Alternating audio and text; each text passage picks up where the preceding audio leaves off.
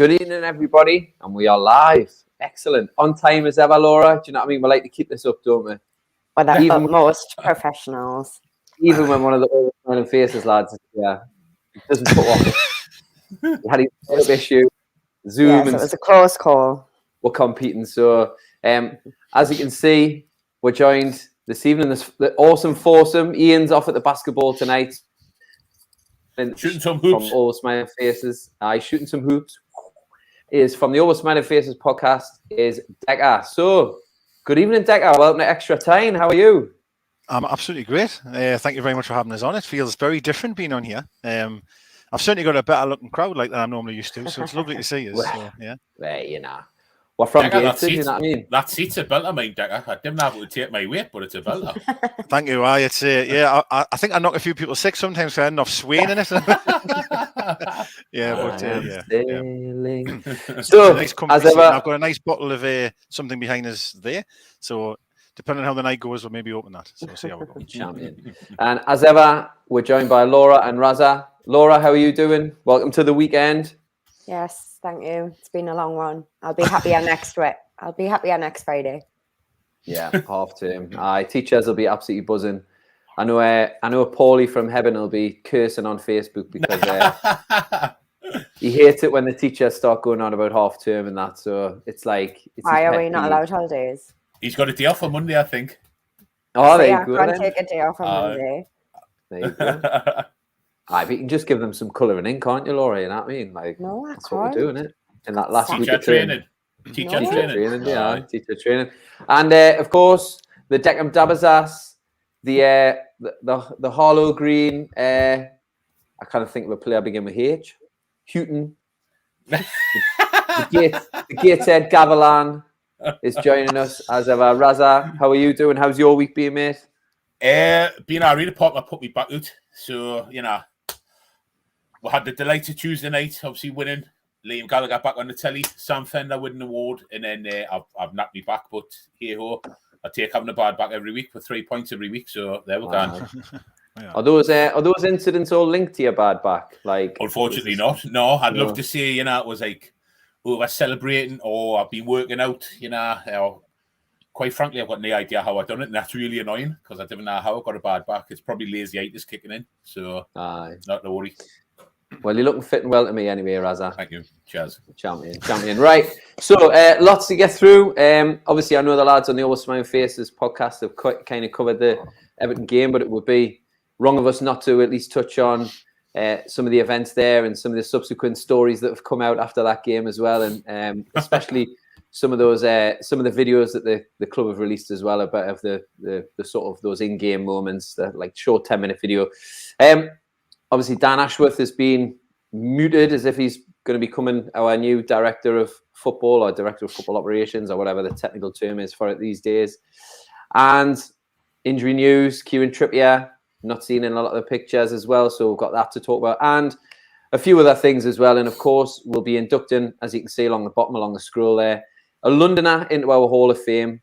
We've each gone for our picks, and I have to stress, as always, a disclaimer: this is just what we've chosen. This isn't the gospel as to who was the best Cockney or London player who ever played. And in a attempt to avoid any ambiguity, I'm going to try and not say Cockneys, because technically you've got to be born within the sound of Bow Bells in East London. Londoners, we'll say. Okay, so Cockneys. Anybody born in the borough of London.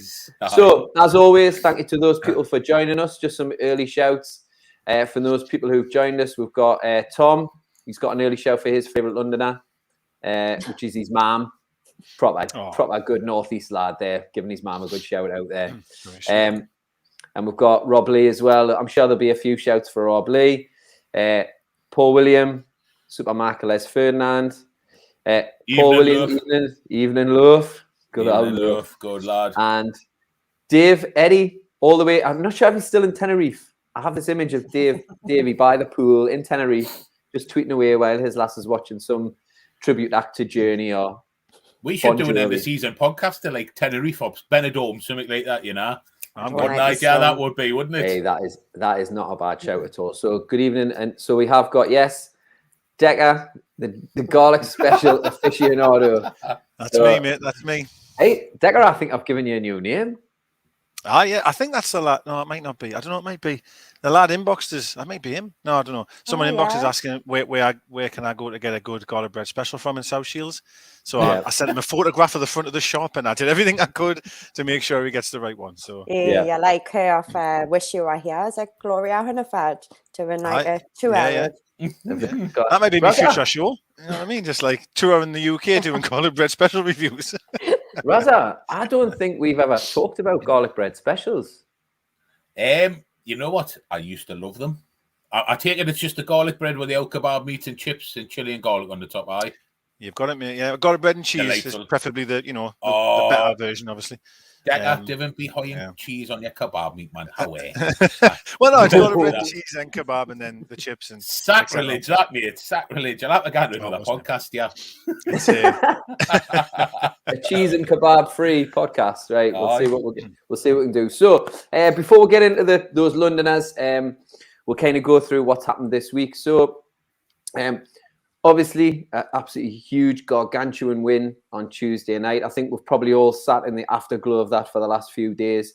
If any of you lot are like me, you've probably watched the interviews on Sky, the interviews on the NUFC.com. You've probably watched the training stuff today, or you've watched the videos of the compilation of clips. Laura, the atmosphere at the game on Tuesday, was it up there with one of the best for you? Yeah. I think in the build up to it, I said on the podcast that last week that I was confident, but I think I was just pretending because I wasn't, if I'm honest. I was quite nervous, but then the atmosphere was just like, and I don't like a nighttime game. I know I'm in the minority, but I don't think it's got the same feel as like a Saturday 3 o'clock when you've had like a day of it, because obviously most people are at work and stuff, but it really like exceeded my expectations. It was that, like, not even the game, just the atmosphere alone was just amazing. Like everyone was like, it was so loud. The flags were amazing in the Leazers and the Gallowgate, and it was just, I seen a tweet saying if the players aren't up for it and feel like 50 feet tall walking out, like they're not in the right job, because it was just amazing. And then the game lived up to it, to be honest. I thoroughly enjoyed it. Yeah. Deka, for you, what did you make of our friend from SR1, Mr. Pickford? Do you think he enjoyed the atmosphere? Did he feel 50 foot tall, or do you think his arms maybe sort of balanced that out? Yeah, I think he gets a tough old gig, doesn't he, up here? I think rightly so and all. Absolutely. I think even if he knows what's coming. He's aware that it's going to be a rough, and I can imagine manager, teammates, family will be telling them before the game, like, it's going to be tough for you tomorrow night, so next week or whatever. But when you're in that moment, I mean, I was going ballistic. I'm going to be honest. I was sitting in the Leazers, and every time the ball went near him, I was giving him it. And I thought there was one time he kicked the ball in, and I was thinking, God, I'm only a 40-year-old bloke here shouting at someone like this. It's quite ridiculous, really, right? Like, do you know what I mean? But I was also thinking how I would feel under that pressure, and it has to affect you. It simply has to affect you.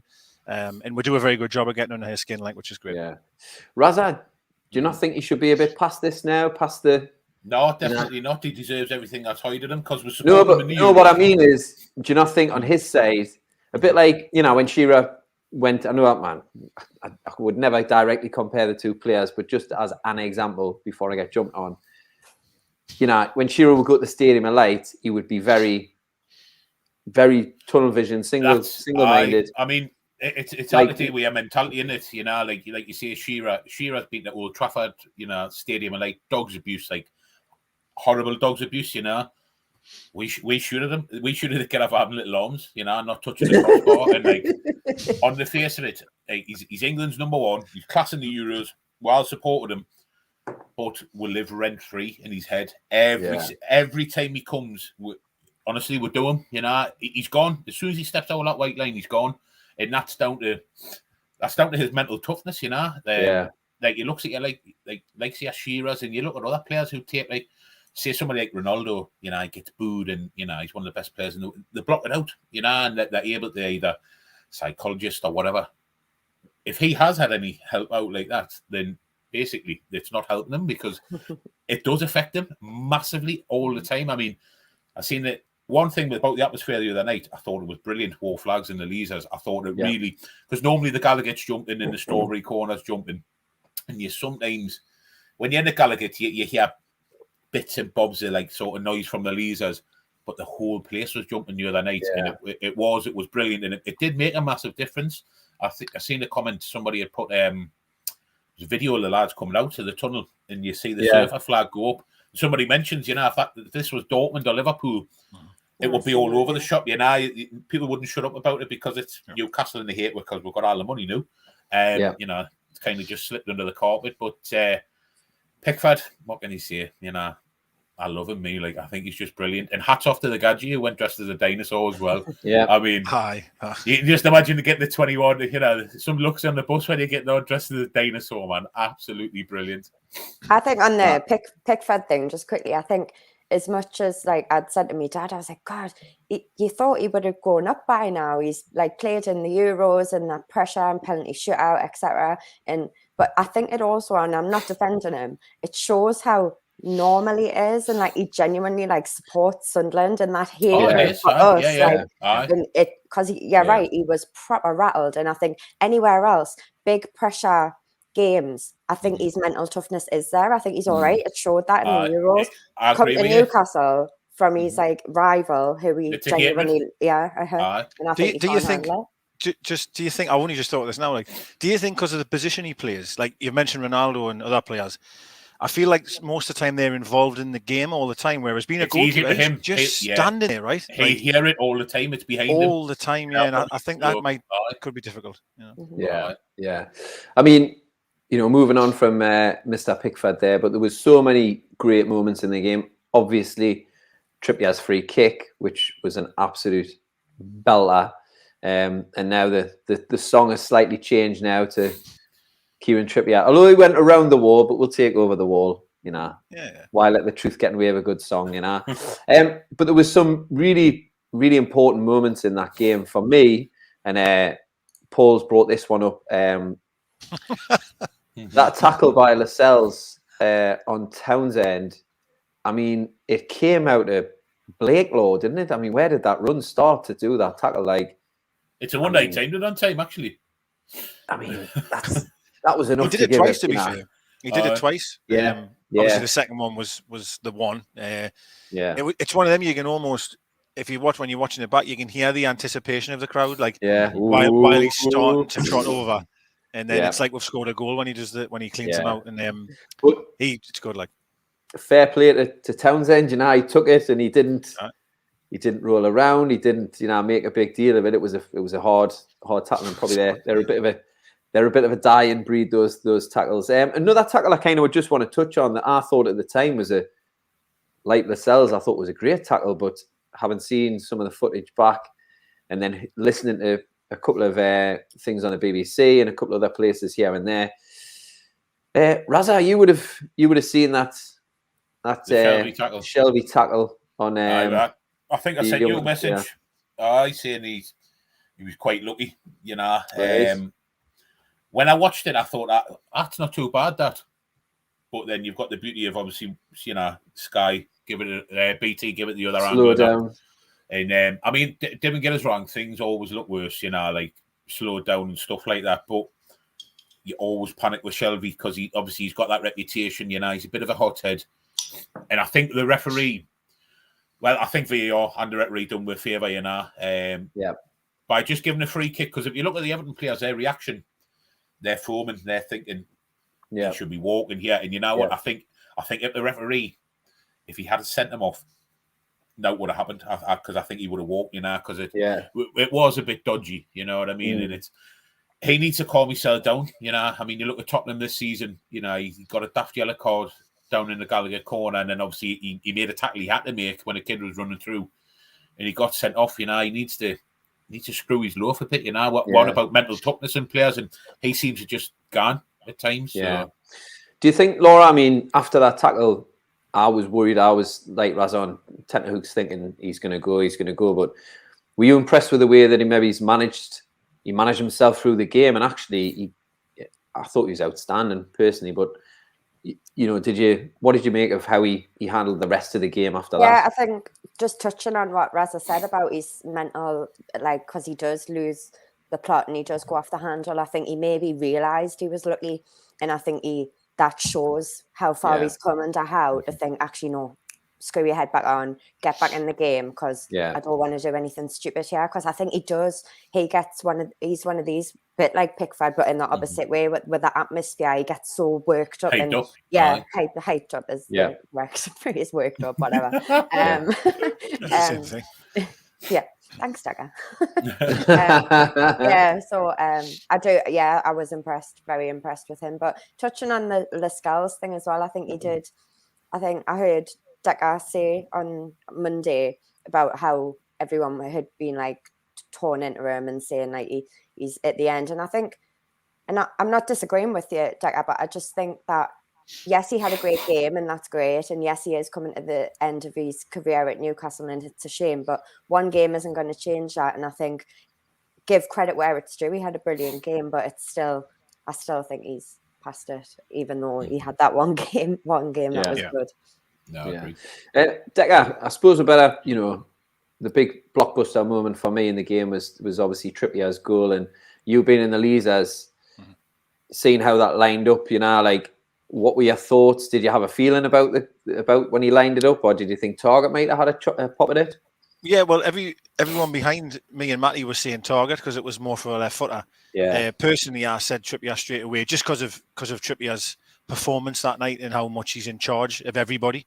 I do just want to quickly comment on how much he's organising everyone within that team. Certainly Lascelles, he was constantly at Lascelles, not having a go necessarily, but just telling him little instructions here and there, where to stand and things. And when we got the free kick, I thought, Trippier, I'll take this. And it was funny when he I'm literally, you're talking, I don't know, maybe half a second after I hit the ball, I said to Matty, this is in. Like, you just knew when you're right behind it, you know what I mean? You just have that feeling. It was absolutely amazing. I can't remember the last time we scored a direct free kick. It seems a long time ago to me. And it just, I really, honestly, the two fullbacks, I know we just touched on Trippier, sorry, that free kick, but the two fullbacks that game, I can't recall a more complete performance from any of our fullbacks together in one game. They were balanced as well. I agree with Deka. They were absolutely like Target, unbelievable. Brilliant. Trippier on the right, Target on the left. The balance we had was great. Absolutely brilliant. We've been missing that because you've got a person with a natural left foot and a person with a natural right foot, and it honestly makes a massive difference. Yeah, and both so comfortable on the ball as well. So comfortable on the ball. That's key as well. I've got, obviously it's only Target's first game, and unfortunately, due to the loan rules, he's going to have to miss the Villa game. But for me, he looks like he's just going to be no lower than a 7 out of 10 every single week. He looks, like you say, composed. There was a moment towards the back end of the game where the ball came out of his head, and we love Paul Dummett, Laura. I'm not having a go at Paul Dummett, but a Paul Dummett would have had that over the East Stand. I would have broke one of the windows of the listed buildings. Or maybe he could have built on them after that. I don't know. But like, he just had such awareness, and he just did what a good fullback should do. Let it come down, had a look, and then he could play it off. And that was deep into the game, possibly a 2-1. And his composure for me was just outstanding. And as well, I think Alan St. Maximum's going to keep him fit because he's going to keep trying to overlap, and he's probably going to get the ball out of 10 times he runs past him. He's probably going to get it once, but he just looks like he'll just do that for the team. Looks like a real team player for me. Yeah, I was just like touching on that. I wrote down earlier, I never felt nervous when any of the back line had the ball. I really didn't. Like, normally, like you say, as much as one of them, like Dummett will just loaf it out, like hook it out, whatever, just kick it up the pitch, long balls. Yeah. But I felt like there was a purpose every time they got the ball, Trippier and Target. And I noticed Paul's comment before as well. And when I've watched all the replays back, it hasn't showed you. But when their first goal went in, Trippier was the one. And I noticed it stand there. I noticed watching it. Like, come on. Like, getting everyone. Again, That's what you need. He's captain material, honestly, he is. Oh, he's unreal. Deka, you've been picked up, and I got picked up on this on an actual night about the free kick. But I'm sure you meant at home, Deka, didn't you? You meant at home. Oh, yeah. Well, yeah. Yeah, that's a fair comment, actually. That was just a shit free kick, but it was. I was going to say it didn't really count. I know it didn't. But it's back-to-back wins and that, so I don't want to take too much away from it. And I'm a big fan of Shelby. No. I know I'm in the minority, but I do defend him as much as I can. Like but I think I just want to touch on the back four. You're on about composure on the ball as well, and you think the normal back four would have been perhaps Dummett, Lascelles, obviously, and then maybe Kraft or perhaps Manquillo. Now, don't want to dig out Manquillo too much here, but that's three out of the four that would normally play that wouldn't be comfortable on the ball. But all of a sudden, when you've got Target, Trippier, Shea, them 3 out of 4 are now all of a sudden comfortable on the ball, and it's given you so much more, for me, a lot more confidence when we're at the back just passing it around. I've always had confidence in Shea, and I know there's a mistake in him because sometimes he does try to keep hold of the ball. He had a little 10-minute spell in that first half where a couple of things went past him, like he let a couple of things run past him, and Everton nearly got in, and it was like, there was one I could for everybody though in the first half, because I think obviously the result. I mean, for me, the first half we weren't brilliant in the first half by no stretch of the imagination. Second half we were class, outstanding. Yeah. But I think that could be said for everybody in the first half, because that's when the players were dropping bollocks, and there was a few misplaced passes, etc. So I think everybody in the first half, maybe not worried out like that, but they were maybe have the Watford game in the back of their mind, maybe they realised how big the game was, But second half, everybody for a man outstanding. Even Lascelles, Naby's biggest critic, and Shelby, everybody was outstanding. Yeah. Coming on to a player who's really struggled to get some form together, but in the last couple of games, Joe Willock for me. In the first half, although nobody was kind of outstanding, Joe Willock was doing that job where Wood was pressuring the one of the centre backs, and then it was Willock who was applying the pressure, because we forced a couple of errors out of them in the early in the first half, and I think it really all Willock needs now is a goal for me, and I think maybe it's like Fraser got his goal. We're going to be without Callum Wilson.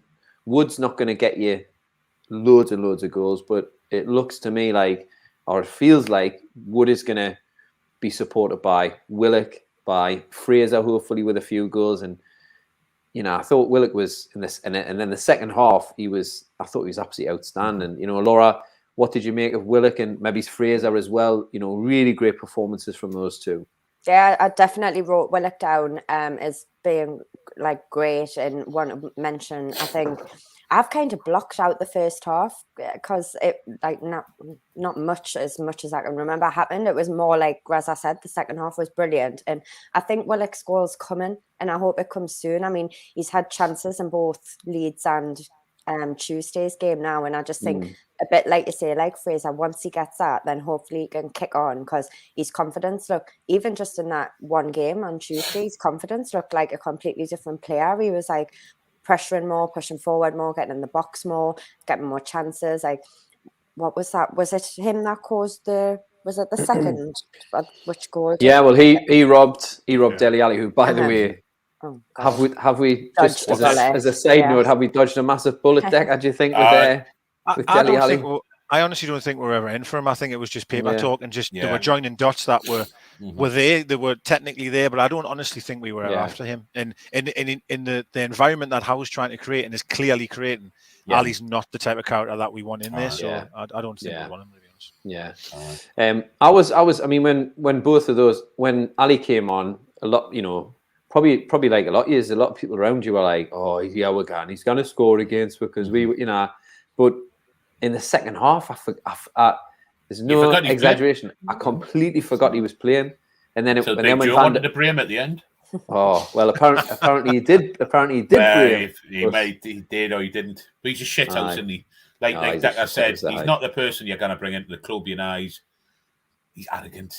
He's one of them players. I mean, you've seen him on a documentary with the Spurs one. If you've watched it, he's one of them players who, if he was as good as he thinks he is, he'd be a world beater.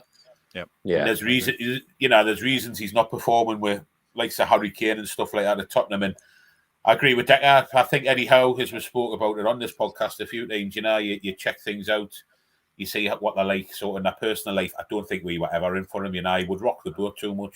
Yeah. Yeah. I think with Ali, I think I said a lot about Willock. Obviously, Willock I thought was very similar to the Leeds game in terms of the first half was poor, to be honest with you, the same as the Leeds game, but the second half in the Leeds game really started to see better, and it was very similar. This game, in terms of, I thought the first half was poor, second half was tremendous. And I said to Matty so much when he was sitting next to us, I was saying, everything Willock was doing was what I seen Ali do at Spurs, like, years ago, when they were back in the White Hart Lane days. Do you know what I mean? That was driving from midfield, pinching possession and running forward. And he really was like the Dele Alli of old, if you like. And I honestly, the worry I have, not worry for Sunday, but I'm unsure as to how Bruno fits in there with the way them three are playing. It's a tough one for me, like, to be honest. Yeah. I mean, I think Eddie Howe in one of his press conferences fairly recently did say that it's not just about signing that superstar player and putting them in. It's about the rest of the players are all fighting for their futures, fighting for their places. And now there's got to be there's now, like I think I said as soon as Howe was appointed, that there would be accountability. If you're not performing, there's a player who can come in and take your place. And if you look at the left back slot, probably a perfect example of that accountability. And Lewis, although he showed a bit of promise, he hasn't impressed the manager that significantly, and he's now out of the squad completely. And we've now got Dan Burn, Dummett, Richie can play there, which although I don't like him there, Manquillo can play there, Trippier can play. So there's players everywhere. And when was the last time we had that type of competition in our squad? Even in the year when Pardew had a great season, we pretty much had a fit. We had a fit 11, didn't we? That fit 13 every single game. There wasn't that much variety in what was being picked. So, kudos to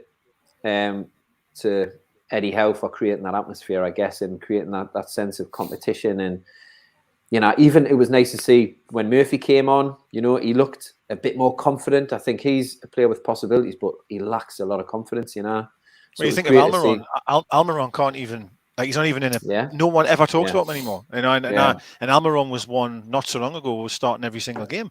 And it's not that I don't like Almiron. He crafts for you. He's got loads of pace. Obviously, we all know his end product's pretty dreadful. But again, that's another player who isn't even being mentioned of coming on. So that proves how good the squad's getting quite quickly. And was anybody else shocked to learn that Miguel Almiron is 28 years old, by the way? Stunned.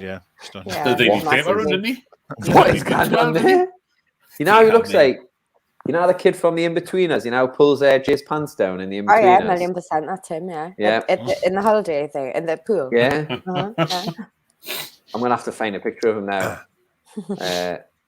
Because, he just looks exactly like the kid. It's absolutely incredible. Absolutely incredible. But, yeah, you're right. You're absolutely right. We're not even... Just when you have mentioned Bruno, I totally forgot about Bruno. Like, even when I've been, thinking about when you're going to ask us about Sunday and stuff, he didn't even come into my mind as getting in the team. And that's shocking for your biggest, most expensive signing in January. Because the team are, I know it's only 2 games and we're so bloody fickle, but because they've done we've got to take it when it comes, Laura. I didn't even think. With the Bruno, the day, I think from minute one, everyone was shouting for him. But Razza, do you think it was a perfect way to make his debut? He didn't he nearly come on and score, but the fact that he didn't have to influence the game. Yeah, I think that was massive, to be honest with you. And I think it's good game management and player management by Howe. There would have been nothing worse than if we're drawing ones each. Do you risk putting them on? Do you hire him on? What happens if he loses a ball and they again score something like that? So. I thought it was ideal time to put him on, and hats off to Eddie Howe. He surprised us a bit, Eddie Howe, I must admit, because I was thinking, I thought before the game, will he play him? Will he be thinking, I've got this 40 million quid player here, I'm going to have to start. But no, he stuck to his guns, and I think that's good. He sort of looked at the team that finished against Leeds and thought, no, I'm going to keep him on the bench. And hey, hats off to him. Eddie Howe surprises us every week as well. So do we know any former managers who would have thrown Bruno straight in from minute one? Or Steve Bruce would have put him in goal. Sure, I would have played him at left back or something like that. I definitely think it does show how strong of a character Howe is, like 100%. Yeah. I also think as well, I'll even touch on Byrne to a degree. There was loads of people thinking that Dan Byrne would just stroll in because he's a new signing. I said on this, as I said this time last week, I'd be stunned if Dan Byrne didn't start. I thought he would have started to half. I was out of all of the people would saying, I was absolutely convinced that Byrne would start. So, and I wonder if that's why the difference in the cells, like what Deka's saying there, maybe the cells thought, I'm going to be on the bench, he's coming in. Maybe Howe's took him to one side and said, look, prove you need to start, you prove to me you are the captain, leader type of thing, and you'll keep your position. So totally agree with that. Obviously, we don't know, but I would imagine Howe is the type of person when they were in Saudi would have said, listen, we're bringing a centre-half in, but the position is yours if you're good enough. Simple as that. Put the ball in his court, give him confidence, show him the trust, but then it's up to you. Yeah. That's all he can do, isn't it? You can give him the shirt and then it's up to him when he does it. So kind of moving on from, the glow of Tuesday night and absolutely bouncing St. James's and Deka getting mobbed in the old George and all, just getting absolutely mobbed with our matching shirts, matching jumpers on. If we just kind of look ahead to Sunday, I know I think Chris is going to do a full match preview. I think he might be recording that as we speak, possibly. Michael's kind of brought us nicely to Sunday. How do we stop Coutinho and Ramsey? I mean, Ramsey, times I've seen, looks like Coutinho's fit. The last I read on Twitter, which is the gospel. And Ramsey, Coutinho. I mean, Ramsey's been getting absolute rave reviews, and the times I've seen him, he's been great. And Gerard was on about Coutinho being back to his best. So, Laura, are you shaking in your boots a little bit? Yeah, I am. I'm way more nervous for Sunday than I was against Everton. I thought we could bring our game at Everton. I am. And funny enough, that comment that's just popped up, those are the two names that I wrote down as being very much scared of. Coutinho obviously scoring every game at the minute, and that Ramsey scoring too the other night. And like you say, I don't know too much about him, but from what you read on the Gospel Twitter, like he is a hot favourite. So they do scare me. But hopefully they're knackered. Like, it was a tough game the other night that they had to play. It was a day later than we played.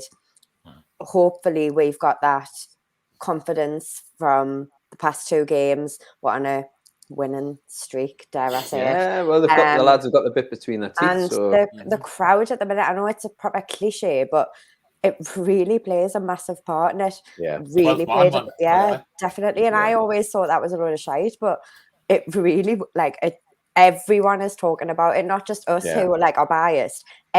All the highlights you watch, Match of the Day you watch, Crouch was talking about it on Twitter, Jake Humphries has been talking about it. It is absolutely massive. So I also think that is a massive advantage. So as much as I'm nervous, I'm hopeful that all the other things can Didn't be nervous, they've got Tyrone Mings, man. Well, and that's another person who I wrote down when I was watching it. Razza. That's what for me, we need to target him, massively. He's an absolute load of shit. So Razza, get big words on him. Definitely. Don't worry about Coutinho and this Ramsey and all that, man. They've got Tyrone Mings. Let them worry about us. You know what I mean? We shouldn't be going into that game worrying how we're going to contain them. But they're probably not. I'm just saying I am. Yeah. No. But like people worrying what we're going to do with them. Sort that. Let them worry about us. I'll be a lot more confident if I know Trippier's starting, because obviously Coutinho will play that side of the field. And I know Coutinho's got class. You just have to accept that and know.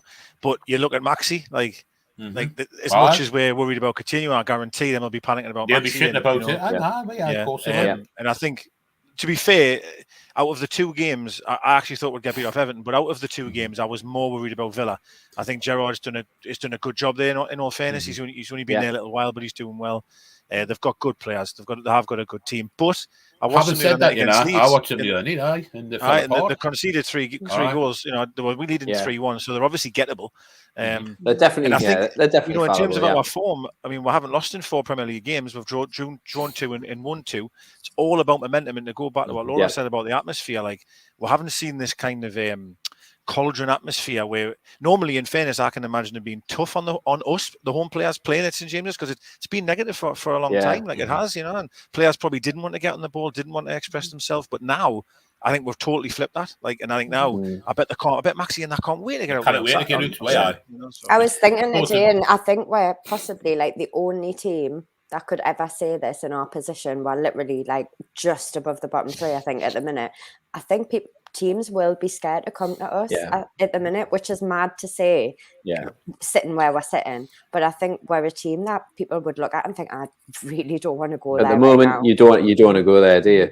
So with the Villa looking towards this game at us, do you think the fact that we debate about I think we kind of debate about how we're going to play, who's going to play where, what system we're going to play. I think previously, you absolutely knew what Newcastle were going to try and do, whereas now, do you think Aston Villa have got a little bit more to think about in terms of, like, we will have an idea of how Villa are going to play and we'll have a good idea, whereas Villa possibly they can't nail down, right, this is how they're going to play, because we're still kind of evolving how that is. We've got Bruno in reserve, we've got Dan Burn who can play off from the back, we've got options in different places. So I think it should be an interesting matchup. And I think I agree with Razza.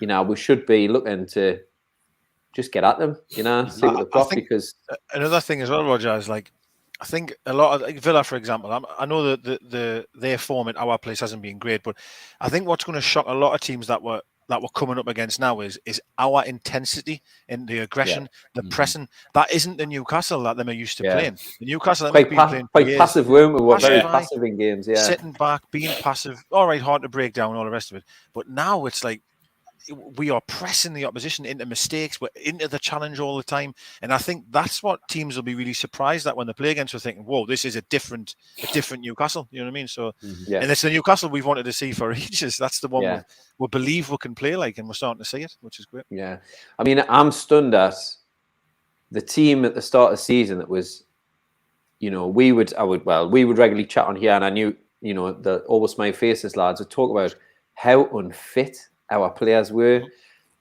puffing by 40, by half time, they looked like they were spent.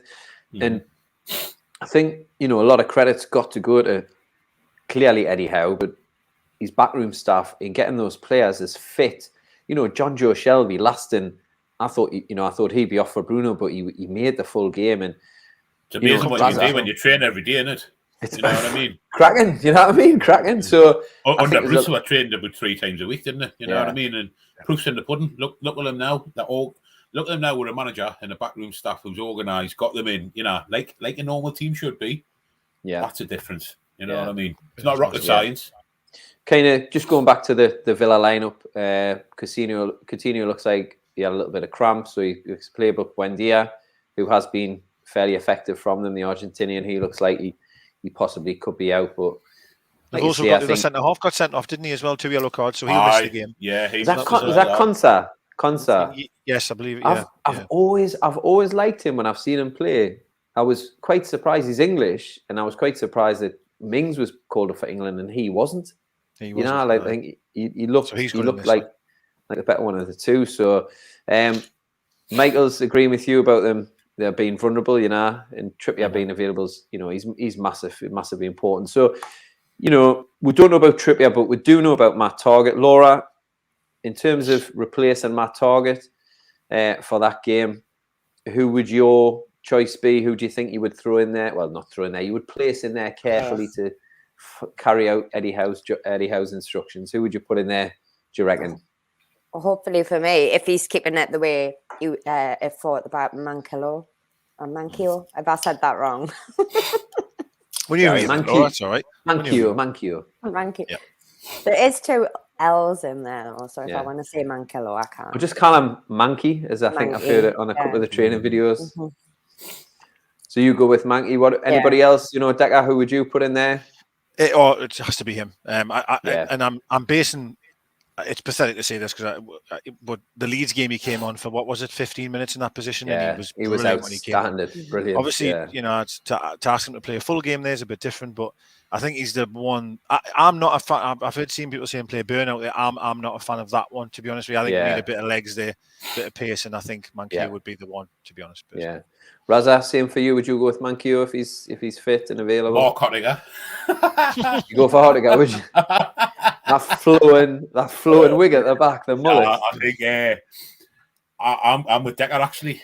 Do you want Burnout there? You know what I mean? He's a centre half, really, isn't he? You know what I mean? Yeah, centre half shouldn't be playing full back. Yeah, not for me. But I'd probably hide Manquillo over. He hasn't put a foot rank with me, like. So no. If Trippier's not fit, mind you, it gets interesting, because obviously does Manquillo play right back? Does he have to bring Kraft back in to play right back to force Manquillo left? You got some tough options if Trippier's not fit, like, so that's an interesting one to wait and see. Yeah, and it also interrupts, quite a nice partnership on the pitch, and it seems like a bit of a bromance off the pitch with the old pizza interview with Trippier at the end of the game, and him and Fraser have struck up quite a partnership. And I did my Man United the other day, and actually Fraser's he's my favourite player for Newcastle at the minute. Like, and now obviously the obvious one's Alan St-Maximin, which I know Deka, you're a big fan of, but I'm probably the biggest fan, to be honest. Yeah, no, like, I'm a fan of him, but like, I like to go a little bit. I love the wee man. I absolutely love him. I think what I would say is that I was so buzzing when he scored. Like, for Fraser, I mean, I'd also say Joe Linton. Them two players on how it's quite incredible, really, the difference of what we're seeing. As you say, Fraser's work rate. Also, every interview you're watching, man, he's just so happy. He's just seems so confident, so lively, so happy to be here, enjoying his football, puts in a massive shift. And then I love that one. He was compared, like, he obviously didn't say it in so many words, but he was like, somebody asked what the difference was, and he like laughed, and I was like, well, what do you expect me to say? Like, the clear difference, and people were nervous about that because of what we'd heard previous about how and him not getting on and stuff, and that just shows like the relationship that they do have, like what he's getting out of him at the minute. And I agree, he's well up there and one of my favourites. I mean, just touching on that interview as well, I like what he said. He talked about, I don't want to say too much about the former regime or whatever phrase he used, but then he actually said just towards the end, he wasn't up to it, and coming back to that word accountability, that word of personal responsibility on, well, what are you doing to improve yourself? I don't want to start a whole Bruce thing, but because there didn't have to be, there was no consequences, there was no, the favourites knew they were playing regardless of what they did. If you weren't a favourite, you had no chance, and that was it. Like, they didn't have to work hard. Well, I know you didn't want to grief the old regime, but Davey's quite happy to do so. I never had Davey down as a keyboard warrior, mind. Davey, how are you, son? Bruce, the disgusting treatment of Bruce, that's disgusting. Disgusting. Far too aggressive. That. That'd be disgusting. So I think a lot of people are going to go with Manquillo. I think he sounds like he's the one that's going to get the nod ahead of anybody else. But it is nice to see, at least to be able to have that conversation of, is it going to be this, is it going to be that, is it going to be to that. So really briefly, it looks like we might have sort of ended the search for a director of football. A lot of people thought, and myself included, thought we probably needed one before the January transfer window, but touch wood, our business seems to have been good despite the fact that we didn't have anybody in the background pulling the strings. And maybe it's big credit to Eddie Howe on that one as well, because he's trying to balance the job of coaching the team and then trying to identify and influence players to come to Newcastle. So does anybody know much about Dan Ashworth? Obviously, I know he had a role with England, and he's been long associated with Brighton. But does anybody have an idea as to sort of what he might bring to the party? No, I wouldn't say necessarily, because it's not really a role that that's sort of in the media that much, is it? You know what I mean? You obviously, of course, how a player's playing because you're watching him, but you don't really see what goes on behind the scenes. I think you can only really go off people within the game and their reputation of him, and it's so high. Like, his stock's really, really high. And I think if you look at sort of the disasters that we've had in that position at the football club over the years, over the past times, this seems night and day in terms of what we've been used to. And I've seen a few interviews of him, as you've probably seen them yourself, and he seems to have his finger on every pie, transfer-related training centre stuff, women's football, you name it, he wants to know. Did a fabulous job at England in terms of the stuff that he put in place there. And it's just that next step, isn't it, of us becoming what we all wanted to be, an organised football club, having the best people that we possibly can at this stage in where we are in the right positions. And it's just it's just amazing that we're doing that. And I feel a bit sorry for Brighton. We're finished obviously their best, and they'll be pissed off. But hey, all fair and love. Does anybody know the last time we actually had? I do, and I'm trying to remember his name as I'm filling in now. But does anybody know, or can you have a guess at the last time we actually had an official director of football at Newcastle United? Was it that Jimenez? No. Before that. Before Dennis Wise? Was he something? He was a short little angry bastard. Yeah. No, I know the answer is clearly not Charnley, but I would say Charnley was doing that role. I mean, the official role of director of football was under Bobby Robson. That was the last time we had an official director of football, which is absolutely mind-boggling. Because we have definitely had one, but just not in that sort of bracket, and not maybe in that pay grade either. Just basically saying you're also the tea lady, the program seller, and also will you do the negotiations for his contract on Wednesday as well, please? It's just been one of those. So I believe it was Gordon Milne was the director of football. That was Bobby's guy, yeah, that's right. Yeah, I believe it was Gordon Milne, and they had a really, really close relationship. So, I mean, that just if it needed emphasizing anymore, that just tells you everything that you need to know about the modern history of Newcastle United and the mismanagement, not only by Mike Ashley, but Freddie Shepherd has got to bear some response. These problems have gone back for so long. It's been absolutely incredible that we haven't appointed out for. But I think the only sticking point with Dan Ashworth is he might have some gardening leave. So I think currently we're trying to negotiate with Brighton a bit of a settlement so that we can buy him out of his gardening leave, because he wouldn't actually be able to start even at the start of next season. I think there's a certain time period in his contract where he would have to see a garden leave period out. So we've got one man by the looks of it, but I think there's still some distance to travel in terms of getting him on board and getting him in the boardroom and getting him signing players. So hopefully, fingers crossed, we can get him on board. So you see, we do some serious stuff as well, Deka. We don't just do daft stuff about Greg's and that. Greg's hats and that. Yeah, Greg's hat. It's lovely. Did you see his interview where I didn't read it all, I will be honest, but I did see a bit. He wrote a nice thing to Brighton's. It was on the official page and that, and it was kind of like I haven't left because I was pushed. I've left because of the pull, and I thought that was a really lovely quote of he's obviously coming to us because of the pull, right? Because he's obviously being told what Trippier's being told, what Bruno's being told about where we're heading. Yeah. And obviously Dan wants to be on board with that, which I don't know, I just read that one quote and it really made us smile. And I thought, we are actually on the up, we are looking forward, which was amazing. Yeah. Well, my director of football has already been kiboshed by Google. So apparently Joe Kinnear was... I thought Kinnear was a director of football now. For a period of time, but my sources tell me differently, but I'm happy to be wrong at some point. Why is Deka doing the stream from a bird cage? I'll leave that. And Thomas spotted the same thing that you did, Deka. Yeah. Is this a Greg's versus Primark hat? No, it's a Columbia one. Yeah. It does look like from that distance there, though. That's Greg's. Yeah, it does look like a Greg's hat. Well, I've just finished. I've got a dozen steak bakes over here that we couldn't sell. No bother. Right. So moving on from the kind of serious issues of football, and I suppose we're going to talk about a serious issue now. Just to touch on last week's Hall of Fame, we had our different hard men.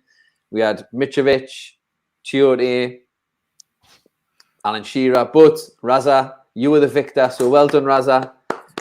Your selection of Duncan Ferguson got the most votes on Toon Polls. So thank you for Toon Polls for retweeting and putting some traction behind that. We had just over 500 and odd votes. So thank you very much. And it's gone up from 300 the last time, so we're getting there. So hopefully we'll get a few more votes this time.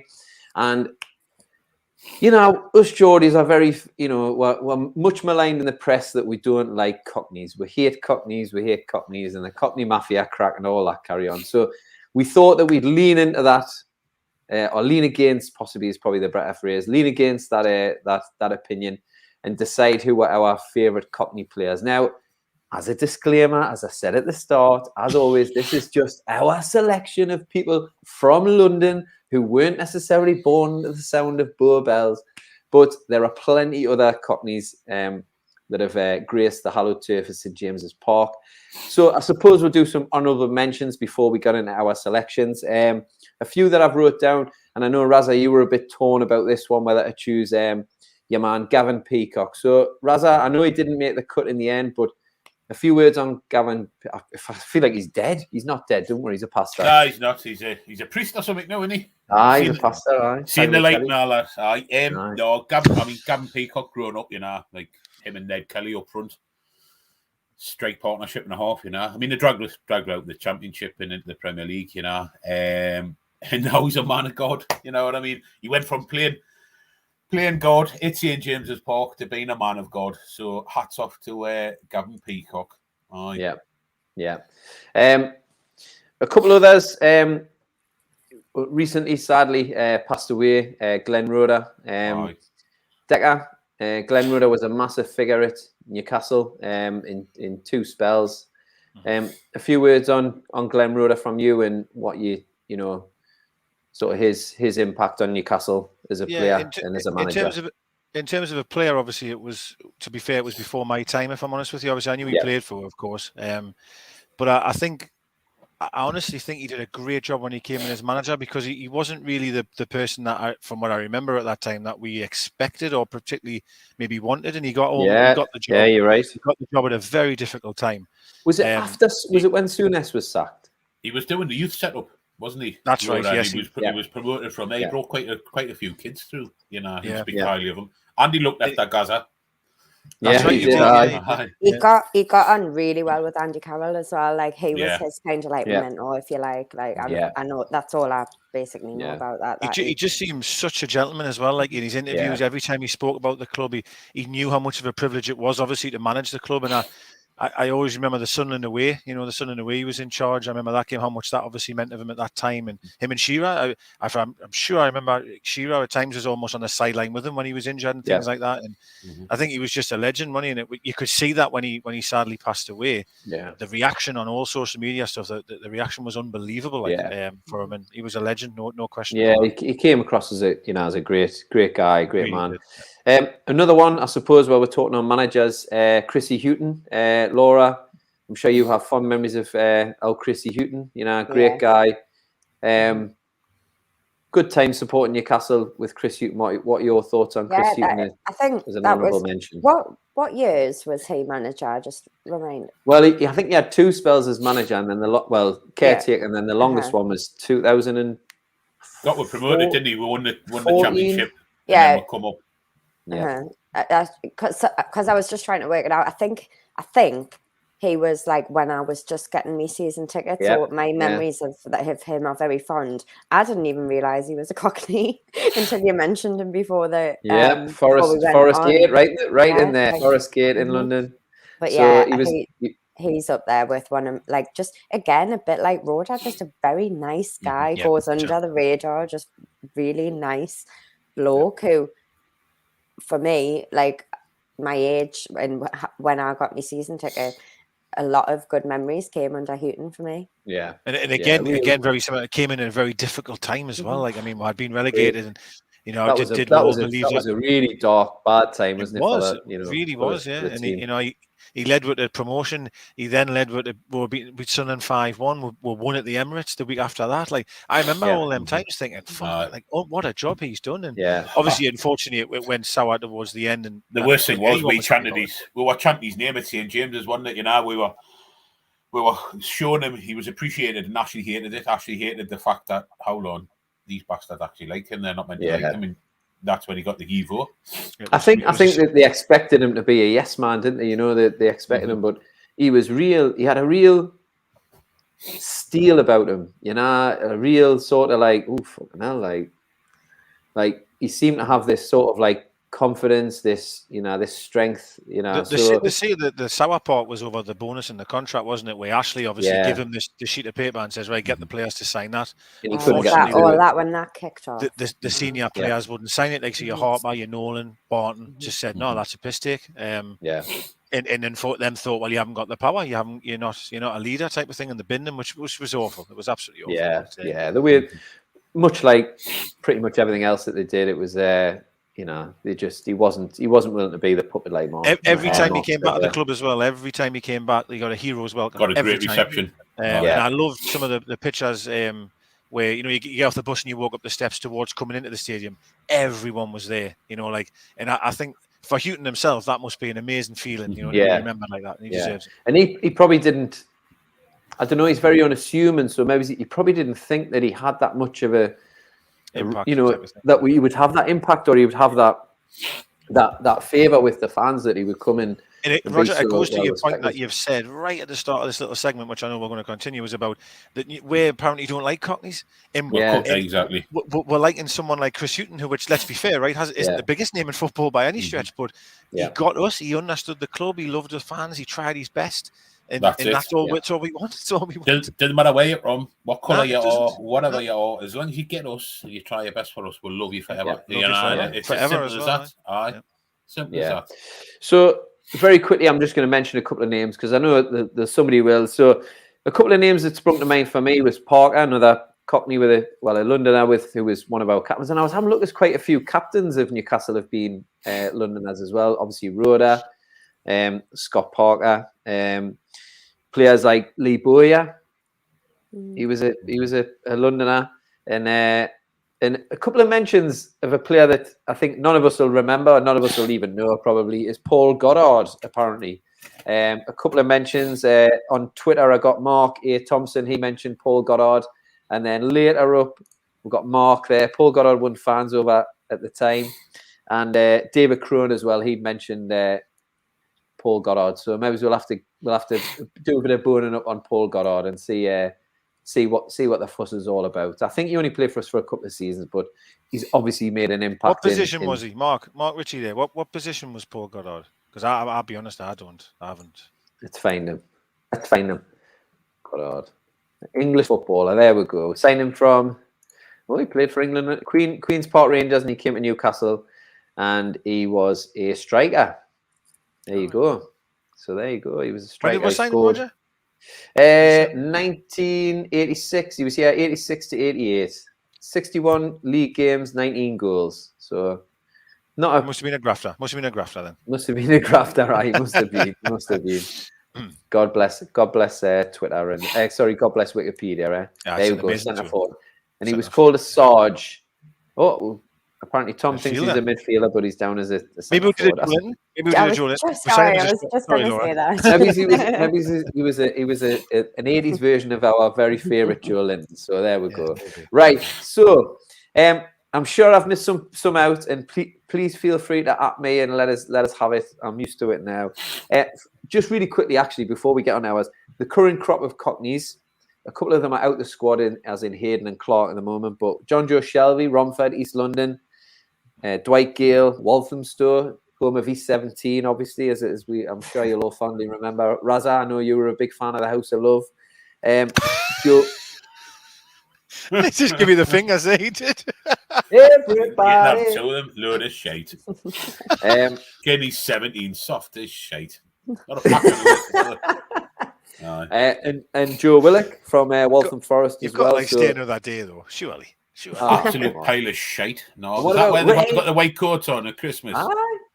Razza, I've seen you in a little rascal white jacket, and I'm sure that was from staying on that day. I'm telling you, it's a white Parker. It's a white Parker jacket.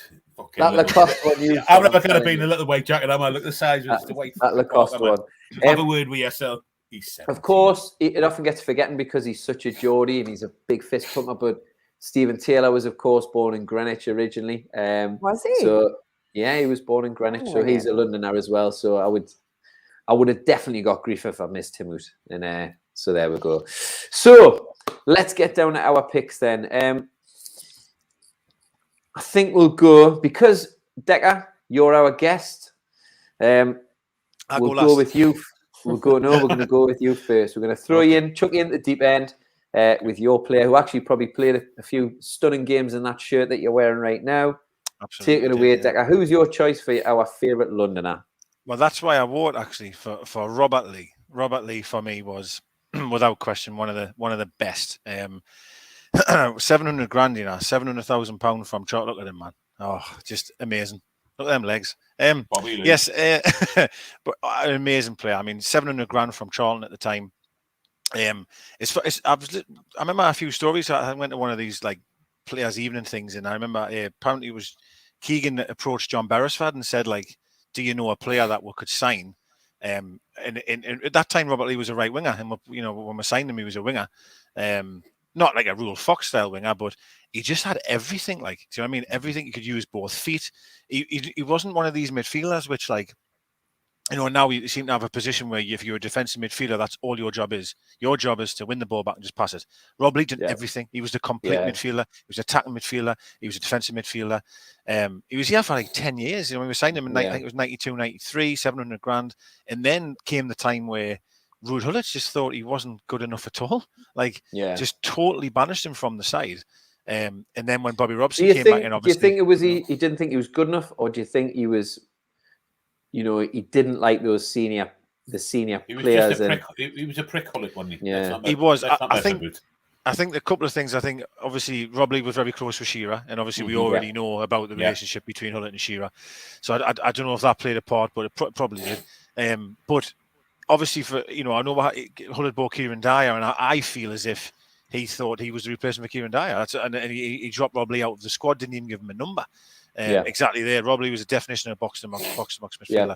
When he came back, obviously he was he's getting on a bit, right? He was old, but still came back into that team. Class. Yeah. I always remember two things. He did more than just this in terms of when he came back in the team.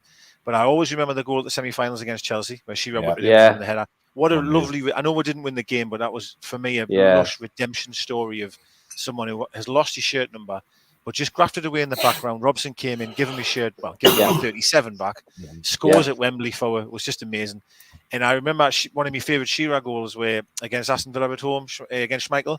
It's Rob Lee. He crossed the ball on Shearer, didn't he? And plays that pass. And like, it's what Rob Lee, but back in the early 90s, Rob Lee could score any type of goal with either foot, right foot, left foot. And if I think of him now in terms of, let's say he played now in the value, the money he would be worth, man. They're talking about Declan Rice being worth 100 million. Like Rob Lee would be in that context of he's one of the most underrated players that's ever played. So that's mine. And kind of leaning into that being underrated, I went to Rob Lee's testimonial, and I remember when we played Atletico Bilbao, and obviously we had tussle with that. Rob Lee not scored a hat-trick against Bilbao many years ago. Royal Antwerp. That's the one. And I was actually shocked at the I mean, there was probably only in the stadium was a 52,000 capacity at that time. I mean, the attendance was around less than 20,000.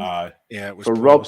For Rob Lee's testimonial, I couldn't. And it was the first time we saw on the pitch. I'm not sure whether he played or not. I think Lauren Robert had been signed. He did. He played. He came on. Did he play? Yeah, he did. Yeah. That has always baffled me. It's always baffled. Maybe maybe you're not thinking it was a team that would play, though, because when you think of Shearer's testimonial, Beardsley's testimonial, all against Celtic, huge following, big games. Yeah, it was the opposition. I don't know. I mean, I was watching. Like I was at that game. It's always actually. I was there. I agree with you. It annoys us. It really annoys me. I agree with you. But I think it was commitment a bit like the opposition more than anything else. Yeah, the commitment that Rob Lee had and the love he obviously has for Newcastle United. Now, both his boys were born here. Both team fans. The fact that there was a very paltry attendance for his testimonial. It really actually fucking annoys me now. I'm showing that my skin though, Rog. I don't think you need to PayPal. I think the appreciation factor, isn't it? The appreciation factor of the player who's done so much for you. He knows he's still appreciated. I mean, you've just got to see him when he comes back up here, tokens. He sells tokens and everything. I do laugh at I do laugh at the story. Obviously, he was a massive Keegan fan. Like he loved Kevin Keegan, and when he spoke with Kevin, I think he's just going to say it. Yeah, that's what I was going to say. He believed Keegan when Keegan said that it was closer to London than what Middlesbrough were, because Middlesbrough were after him at the same time, and he just believed. They were in the Premier League as well at the time, I think. They were, yeah. He left Charlton. I think they were. Well, I think they got relegated. But we're still doing a good job there. And then we signed them, obviously, then we got promoted. But at that time, Borough were in the Premier League, you know what I mean? And he because of Keegan telling him that we were closer to London than Borough, where he came to us and obviously stayed for 10 years. But honestly, God, like I used to just absolutely love him. Like, and I can't believe that, as you're probably saying now, you speak to a lot of people. People obviously don't know who he was, and that's fine, because of course there's a different audience of younger people. Generations. Generations, yeah. I'll tell you what really pissed us off, actually, was the other day I seen a video of I think it was Micah Richards and I think it was Shearer in the one about centre midfielders, and I honestly got so annoyed when he laughed and went Robert Lee, and he just laughed, and I was like, fucking arsehole. Like, it just really annoyed us, like, but anyway, maybe I'm you should know history, though, if you're a fan of the tune, you should know your good players, though, past them, you know what I mean? So there's my shout for Rob Lee. I've done as best as I can. I think you've done a great job. Do you have a particular? I know you talked about a couple of goals. Do you have a particular Rob Lee moment that kind of solidifies, or when you think of Rob Lee, you think of? What my favourite against moment? Man United? Is it the goal against that one against Man United where it hit a nice little deflection and went in, or was it the one from? I mean, God knows how many miles out against Coventry at Highfield Road. Well, that was the one I was going to say. 2-2 Coventry. Yeah. 2-2 Coventry was. That was a hell of a strike. That really was miles out. I think, if I'm being honest, as a kid at the time, the hat trick against Royal Antwerp, I remember buying the pink. I remember buying the pink from the shop. Robert Lee was on the front, and it had obviously him on, and all of it was about him scoring this hat trick. It was a massive game because over the two legs, I think we won 7-1. It was just a huge game at the time. But in terms of, and maybe this because I'm a bit older at that time, in terms of the whole story, him scoring at Wembley for her in the semis, just I don't know, that was a real special moment. That was, and I loved how it was Shearer. I loved how it was Shearer that gave him the ball because they were mates as well. I thought that was really, really good. Semi-final as Mark said, I thought it was an amazing moment. That. Yeah, so many great moments. The semi-final, the hat trick against Royal Antwerp. I mean, just I think 4-2 against West Ham. But like you say, if maybe Micah Richards needs to look back at football post, 2002, and just have a look at his goals and his records, because he's just a Ben man, isn't he? He's still a Ben, Micah Richards, man. That's why. I remember saying to my dad the other day, though, like, I don't even know if it was, actually, I think it was about that moment. And I said, how old's Micah Richards? I don't know. But I'm not dead young, but like you say, I still know players from the past. I might not remember them as much to talk about them as much as you in terms of games and goals and things like that, but I still know who they are. I still know they're well respected. I know Rob Lee is very well respected. So I do think, especially as a professional footballer and a pundit, by the way, you should know. It was It was unbelievable how quickly I went to 10 in my own. I was on my own watching it. I remember exactly the same. I was sitting watching it going, bro. And then when he said that, I was just woof. I was just up behind, like going, you fucking arsehole. But he's got shit hair and all, so there you are. I bet Shearer wanted to knock him out, to be honest. I bet Shearer was definitely. So, and the goal, was it against Brentford from his own half? From his own half, yes. And the referee I think he just blew the whistle as he hit the ball from. I think it was in our. It was actually on the. It may have been on the centre circle, I know I say the centre circle. He scored an absolute howitzer from, well, not howitzer, but a goal from so far out. And he scored some screamers, like some real screamers. Either foot as well, which is why I loved about him. Either foot, right or left. But some of it, he scored some. Coventry, I remember the way was one of my favourites, and also I think Liverpool or perhaps Arsenal were on the right hand side that Lee's end. He just blasted it in the top corner. Like, it was just it's brilliant goals. Really, really good. I think definitely if he doesn't get into our Cockney or our Londoners, I think in terms of underrated globally, I think he's probably up there with 100%. With anyone, really. 100%. What a great player.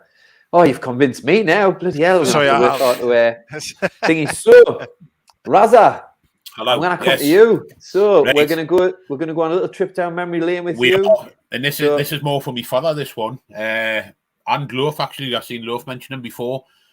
And This man out. and Mr. Elliot as well, Laura. I know he's Laura's father as well. I mean, I was brought up hearing stories of this man, and it's superstar. How many goals have you scored so far? He was my father's hero, plain and simple, you know. And growing up, obviously, you talk to your dad about football, and that was like, Dad, who was your favourite player? This, that, and the other. It was always Supermac, you know. I was like, who? He was like, Supermac. Funny, like, funny lad.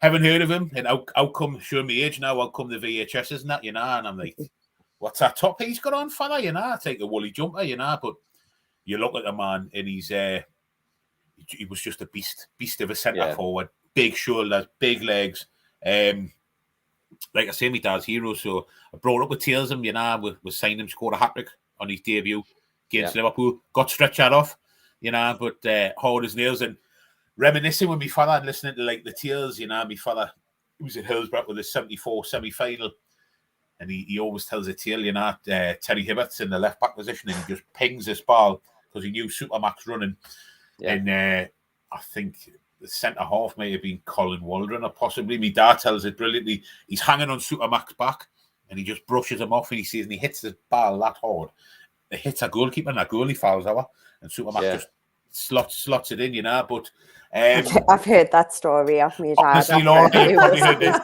probably heard the same tales. I mean, I remember being at the semi-final in Gloucester when we played Man United, where it's staying in Gloucester, and everybody singing tune songs, and then my father and the mate, you know, it was like the Supermax superstar, how many goals have you scored so far? You know, and then the stuff about what do you call him and all? What do you call him, man? Played up front with him. My mind's went blank at the come to us. Terry Hibbert. No, Terry Hibbert. Well, yeah, Terry Hibbert. John Tudor. Hallelujah, John Tudor. John Tudor. But listening to my father and all that, singing about their heroes was brilliant, you know what I mean? But when you watch videos and stuff like that back, because I was never privileged enough or young enough to see him play, he was just a monster, you know. He'd done that programme, Superstars, where he ran the 100 metres like in 10 point something seconds, you know. Yeah. He was a beast of a man. And obviously, he still holds the record, I think, for England for scoring the most goals in a game.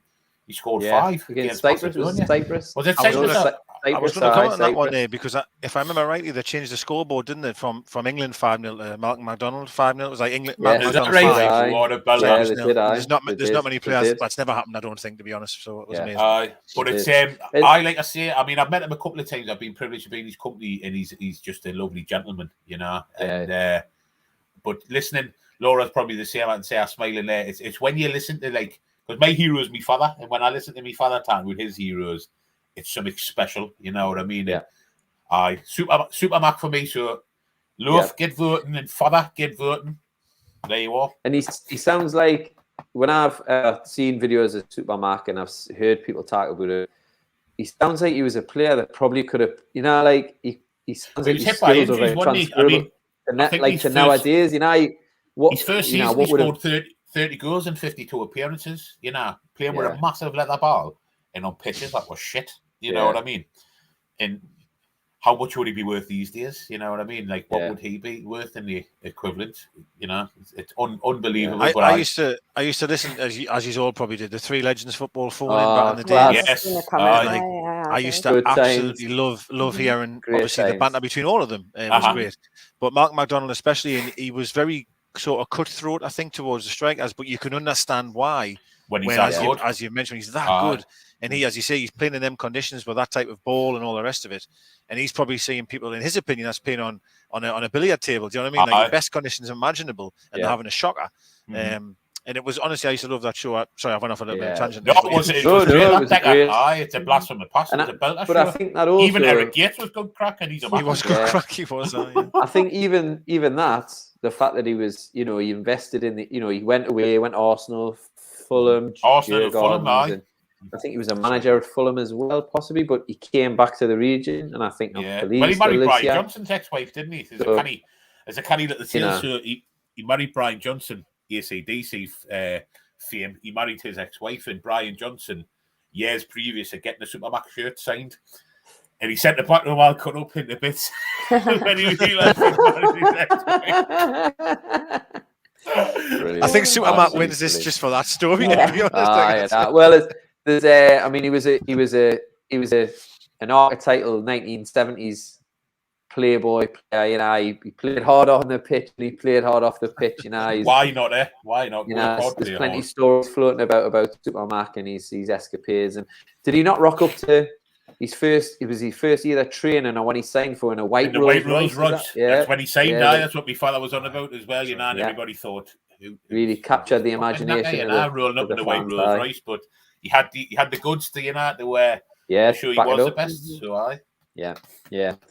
So I think really great shout there. I think you've represented your father and Malcolm Elliott very well there, and all of our big up the old crew. The old crew there. Marty, I'm sure Marty approves of that one as well. Little shout for Tony Green, although he was Scottish, but I think he played in that side as well. Maybe when we do our Scots Hall of Fame, maybe Tony Green might get a little mention as well, because I know he was one of my uncle's players and players of that era. Sadly, cut short by injury, unfortunately, but great player. So, Laura, I'm going to go to you now. So you've got a player with a same era as Deka's and same era as mine, but would you like to tell us who you've gone for your favourite Londoner? Yeah, so I've gone for Warren Barton. So I was very young at the time when he played. Yeah, there I am. Sorry, that's the wrong picture. This is when Laura met Princess Diana. Like a candle in the wind. In the wind. Look at that. Oh, look at little Laura. I meant to ask you, Laura, in the group, are you crying at that moment? I think I'm just in awe of him. Oh, bless you. Look so you do look like you're like almost upset, but like happy tears. Do you know what I mean? I don't think she's upset. She's like, oh, can I touch your hair? It's a centre Barton. I was just going to say, when you look at it, he's got the most amazing Warren Barton centre Barton going on. Yeah, there he is. That's great, man. Middlesbrough away, that was Middlesbrough away. Shearer's return. Remember that game? We're getting another former captain of Newcastle, who was part of that kind of the blue chip boys of Shearer, Speed, Rob Lee, and Harper and Given, all those type of players. So Warren Barton, Laura. Yeah. Take it away, what do you? So because I was so young, as you can see from that picture, I had asked my dad about him, because I do have reasons, but I'll come to them in a minute. I'll try and talk a bit football, because you put such good reasons for yours. I felt a bit pressured. No, I think the beauty of it is, Laura, it's your connection with the player and where it comes from. Yeah. So it's like my dad said, he was signed in 95. I was only 6, so he was the most expensive defender. Apparently, 4 million was signed in. Yeah, he was. 164 games, 4 goals. My dad, again, I'm not even going to take credit. I'm going to just say my dad said like his effort and fitness was always great, and he loved getting forward. But so that's enough football, because my reasons. There's 2, and one was because when I went to one of my first games, they were all chanting that chant, Warren Barton centre Barton, and I was just like, la la la la. Yeah, like I was just Warren Barton. I did not know that would be a thing. Like I thought, still chant that at the weekend. Yeah, like I just thought it really tickled us, and I just absolutely, it's one of my earliest memories in football is going to me dad like, what they're saying, like, and then. Obviously, my other memory is when I used to go to the ground and the training ground and stuff, and he was always like one of the ones that stood out as I had a lot of time for people, and he was always so friendly. And one of my great memories is driving home from Durham or wherever it was, Maidencastle, and he was in front of one. And I don't know what kind of car it was, but it was red, and it was like, looking back now, it was like a proper shit car, I think. And he was like waving, like he was in front of him, we were all waving, and like we followed him all the way, and bless him, like we were just 2 like little kids, and we were waving, and he waved. He wasn't driving, and he waved all the way down the A1 or whatever it was, like, and so those are that's my reasons. But also as well, just since he left, and he's always spoke so highly about us since he left, and he always speaks so well. He's always on like Sky and all the other channels and doing interviews, and he always speaks well and nice about it, and like definitely high regards, if you like. So I always just he's one of the ones that I chose, just not so much for football and legend status, but just as an all-round nice guy and my personal memories of him. And I think Laura as well. I think Mark, he makes a really good point about Barton. He did take a while to adjust to come into Newcastle. Obviously, he played at Wimbledon, who are a bit more of an attritional, rough and tumble team, and he came to a team of entertainers. And I think Barton might have started his career at non-league as well, at Maidstone, maybe, or someone, you know. So he started right at the very bottom. I like a lot of those Wimbledon players did, actually. And I think that grit and that steel has obviously served him well, and he's very determined. And actually, now you mention it, my Granda collar Newcastle shirt, at the time I was always a right back, and I think I was the only person who had Barton number 2 on the back of my Newcastle shirt when he signed for it. Roger, it's like, I think his grit and determination that held him in good steam, because I think Mark there, as he pointed out, wasn't the best when he first come. In fact, he had a bit of a torrid time when he first come, and a lot of people were thinking, fucking how much we'll pay with him, he's shite. Yeah. You know, but because of his guts and determination, he could have sacked it in. He could have went somewhere else easily, but no, he stuck in it. And he won more rounds. You know what I mean? And like Laura touched on there, he was one of the first. You know, when people are going, "Oh, Newcastle fans," you know, they want Ashley out. This, that, and the other. And the Steve Bruce, he's always been one of the first ones who'll say, you know, there's no agenda. They just want people who try, and you know, and he gets it. You know, he's one of those Cockneys who were supposed to hate, but he gets it that you give the all for them. They love you, you know, and he wasn't the greatest player, but we do love him because, you know, he left everything there for us. So I think he struggled with the price tag a bit as well, that he was the most expensive defender. Massively. I think it was, you know, like... I think we know somebody else like that as well, don't we? I do think it can be a burden for some people. Obviously, some people just shrug it off and they're not asked. You know what I mean? It is what it is. I mean, I think Roger performs well. You know, I didn't think the price tag affects Roger. You know, I mean, his hat's a bit bright. His hat's a bit bright. You know, he doesn't hide from the limelight. You know what I mean? He's always there. Well, I would have put me other Newcastle one on, but I was afraid that Deka might have his on. I didn't want us both being in the same place again, wearing the same top. So, well, to be honest, I honestly, Roger, I've never had as much new stuff. Does that make sense? Like this season's clothes, I've literally got every top. But because normally I think they're all shit. Isn't it great to be able to shop at the club shop again? No, that's not getting the money. It's the same with me. Like I stopped going to the club shop, but no, like everything's like Castor. I mean, I've got the shorts on now. Me and Roger on about the other week. You don't mind spending your money in the club shop now because it's been the first time. If you know where the money's going, and it's But because I said Rob Lee, obviously not how you know that Rob Lee thing in here, but I wanted to wear something more fitting to me vote, if you like. So. I should have put a centre part in. Well, I've got the belly for suit on back now, so that's mine. That would have. I'll put one in. I'll put one in for the next game, or I'll get a centre part going on. Yeah, great. So obviously Warren Barton's still in the game now. I believe he is one of the trustees of the 1892 pledge as well. So that shows, yes, he is. That's right. You know, his ongoing connection and his ongoing affection for Newcastle United. So Laura, a good case put forward there as well. So I've just realised I've left myself to last, so I'm a little bit annoyed at myself. But regardless, I'm going to steam on, and my hero, and actually he's a bit of a fan of mine as well, is Sir Les Ferdinand. There you go. That was many years ago in Tup Tup, and there was a similar picture in the background, is it? I saw Danny Fairley. Were you acting as his security guard there? You've got like a black coat and a black tie, like a bouncer almost. No, he was his waiter. That guy was his waiter. That's what it was. Oh, now how to hide me waiter. It was after a Newcastle game. I wish I could remember which game it was. And him and Steve McManaman were in Tup Tup. Aye, that's right. And I think they were doing cool comms on. I mean, that is from. I feel like we're playing Liverpool, and we're playing Liverpool. Andy Carroll scored. Was it not when Pardew? Was it not? Was it not Pardew's first game? Yes, when Barton scored as well. Barton scored. Barton had a bit of a shout. Argy with Torres. That was the same night, Roger. It was. Yeah. That could be a shout. So, you know, I mean, look at the football boots, man. Proper boots. And now, Deka, I did pick that picture deliberately because it just shows off most of his best assets. If you had to believe Paul Gascoigne's story, he has another very prominent asset. But let's keep it football, okay?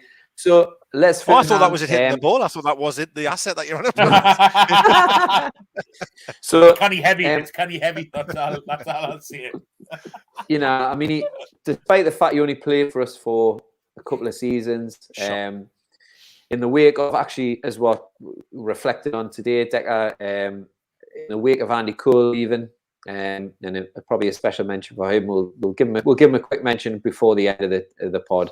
In the wake of Andy Cole leaving and Kevin Keegan confronting fans on the stairs at St James's Park, he knew that next season that money would be reinvested and would be signing Sir Les, who'd been a QPR for many, many years and a bit of time in Turkey as well. And he was just an absolute phenomenon. You know, for me, he was the perfect centre forward. Strong, the way he quick, had the ball was unbelievable. Great in the air, like, you know. And I think looking at his career, I think we probably got the best road out of him. You know, he had a lot of injuries in his career towards the end. When he went to Tottenham, it didn't quite work out probably as he wanted it to. I think he had a few issues with injury, and maybe I'm still on the crest wave of those entertainers, but that season between him and Shearer, you know, I always imagine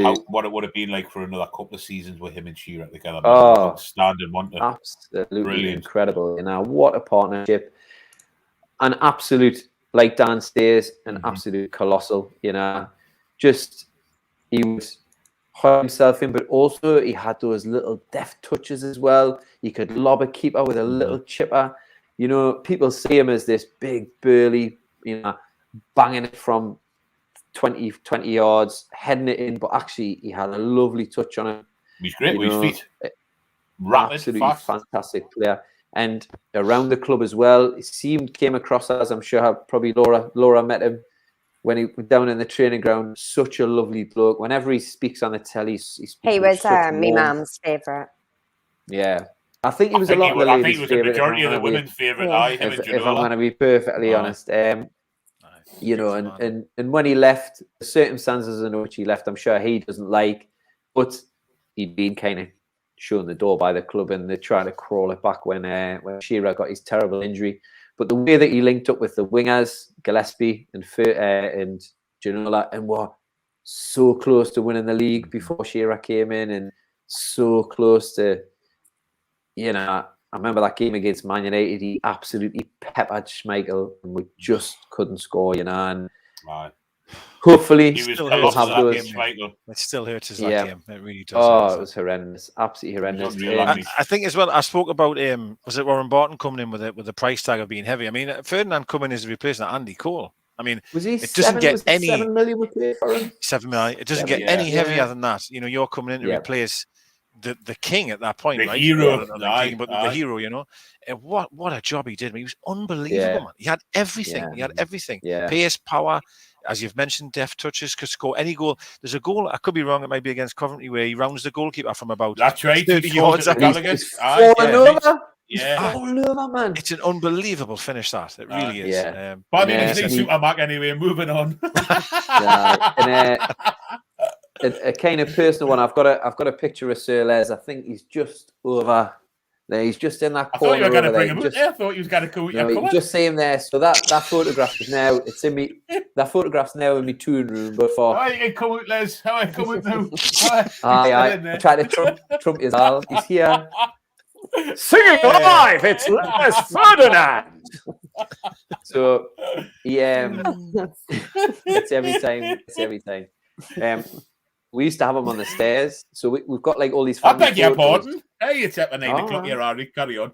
We used to have got loads of pictures of the Bairns and family pictures and all this on the stairs, on the way up the stairs. This is your important pictures, as you mean. So you're going to say these are your important pictures.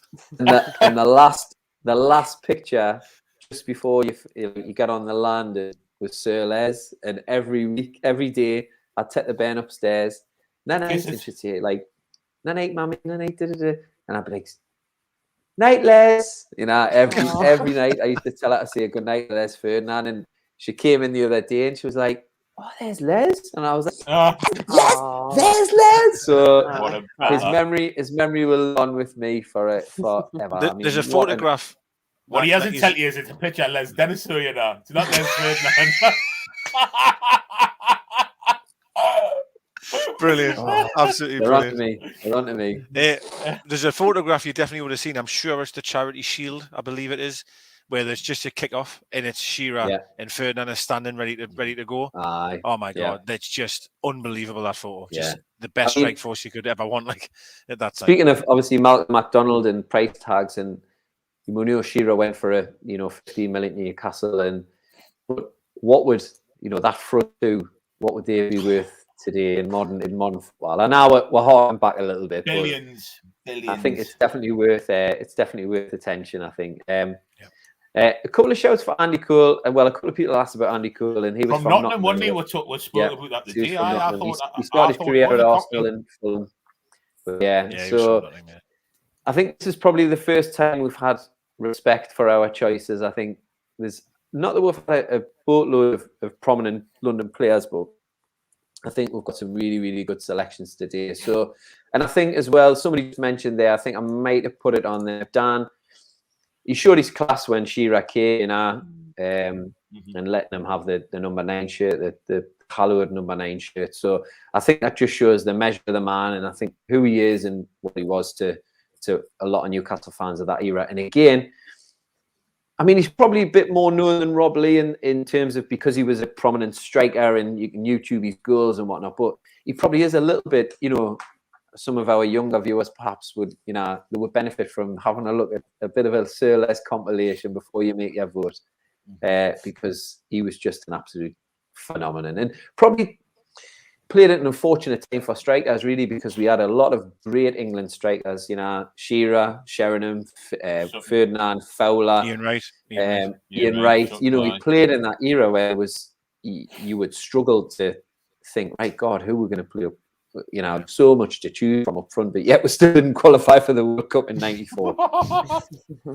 What was going on there? Yeah. Anyway, so I think, guys, I think you've done an absolutely great job of putting your suggestions forward.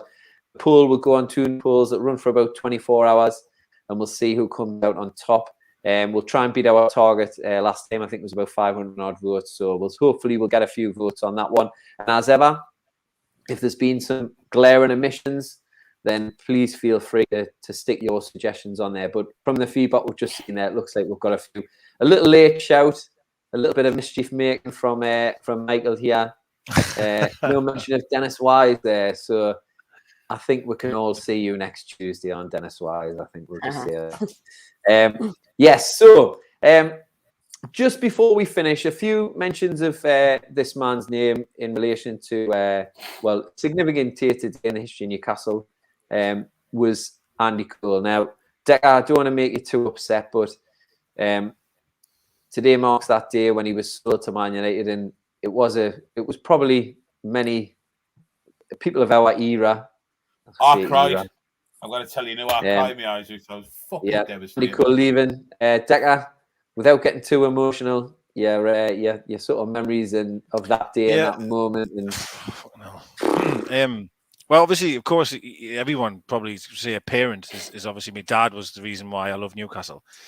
But honestly, a lot of it was to do with Kevin Keegan, of course. But Andy Cole, I absolutely adored Andy Cole. The first shirt I got was the Essex Blue Star, Cole on the back. I remember number 9 went to can you remember in Eldon Square years ago where there was like down towards, but it was Argos at the time, there'd be this little market to the left. There was just this random market that was there, like attached to Eldon Square. Yes, I got my shirt printed there with Cole 9 on the back. I always remember it. Obviously that's well gone now and that, but and he, obviously for me, he was like almost like a superhero where it was every single week it was Cole, right? It was just Cole constantly scoring. And the first game I ever went to was against Atletico Bilbao, and we wore this shirt, and we were playing them in Europe, and it was Andy Cole and Peter Beardsley up front, and I was only young, but I remember everything about it. I remember getting lost going to the toilet. I remember my dad having to come and find us. I remember all of it, and I just remember saying to my dad how amazing Cole and Beardsley were, and I was only young, but I knew Andy Cole was just, God, he was the best. He was just the best in my opinion. And I remember me dad coming to pick us up from school, and the rumours were going. I was only 9 or 10, and the rumours were going around school that obviously, Andy Cole's being sold. And I never forget it. I picked my daughter up from the same steps at school. And I came on the stairs, and my dad was picking us up. He had finished work early. I knew that was a problem because my dad didn't finish the shipyards early. So I knew there was a problem. My dad finished I'll get him yards early. We need to have a man-to-man here. And I said, Dad, they're all talking about Andy Cole. And my dad went, don't listen. Kevin is. He said as he's part of the family. He's like, Kevin's not going to sell him. Don't worry, Kevin's not going to sell him. We got in the car. My dad put the radio on, and bang, obviously. The bid had been accepted, etc., etc. And then we went up to St. James's. You all know that story about the steps and everything. Yeah. And I remember crying coming home from that. I remember crying, and my dad was like, "Don't worry about it. It'll be all right." And I was heartbroken, honestly, heartbroken, because I couldn't think of signing another player like Andy Cole. Andy Cole was the best. Nah, he was unbelievable, and not just that. Yeah. And I didn't appreciate this at the time, if I'm honest. But my dad told us, even the other day in the car, I kept telling you, he couldn't believe he sold him to Man United. He couldn't believe he sold him to a rival. That was what my dad couldn't understand. And at the time, I didn't think about that. I was just thinking we've lost our best player, But honestly, one of the reasons why I totally fell in love with Newcastle United, but also with football, was because of Andy Cole. I mean, that season where he broke Hughie Gallagher's goal record, 41. Like, just let that sink in for a moment.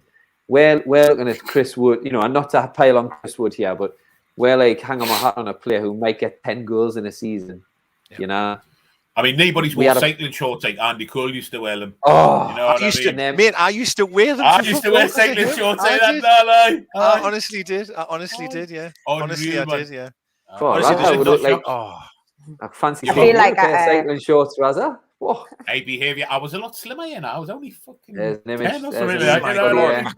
In the Reebok football boots and all, you had to have the Reebok football. With the little squiggles on them. Yes, and you always used to wear a long sleeve shirt, Andy Cole, remember? You know what I mean? Honestly, I used to wear the Asics shorts on a Sunday for my team. And then your cycling shorts, black cycling shorts underneath. Even bigger. Had to be seen. I just loved him so much, honestly. I'm going to just leave you now and just look at photos of him for the rest of the night now. I mean, Jack, I touched on it there. Like, I mean, fucking hell, a lot of credit to Peter Beardsley because some of the, he made Andy Cole, the balls and that he put through. What an amazing. We just spoke about Shearer and Ferdinand there. I mean, possibly one of the best partnerships I've ever seen. Beardsley and Cole, you know what I mean? Unbelievable. I'm halfway through Andy Cole's book at the moment, actually, and he mentions when Peter Beardsley came in. And he says, obviously, within the first training session, how good he knew Peter Beardsley was. And he says he was just finding me with passes that no other player on the field could find. And amazing time. And obviously Keegan got it bang on. And in fairness, it was a bit of a gamble. They paid an awful lot of money from him from Bristol City. Yeah, he hadn't really done much. I think he was injured at the time when they bought him from Bristol. Yeah. Was it 1.25 million? I think it was the same. There was a worry he wasn't going to pass a medical because he was injured and he was quite injury prone. But Keegan had said Keegan had seen something in him that he wanted. So I want to buy him because he came on and he was really strapped up. His leg was all strapped up. And Terry Mack said to Keegan, "Well, this is a waste of time. He's injured clearly." But Keegan says the opposite. Thought, no, that says something about the player that he's willing to play. He wants to carry on even though he's crocked. He was one of the players where it was the first case of an injury of shin splints I'd ever heard of. Shin splints? That was the injury.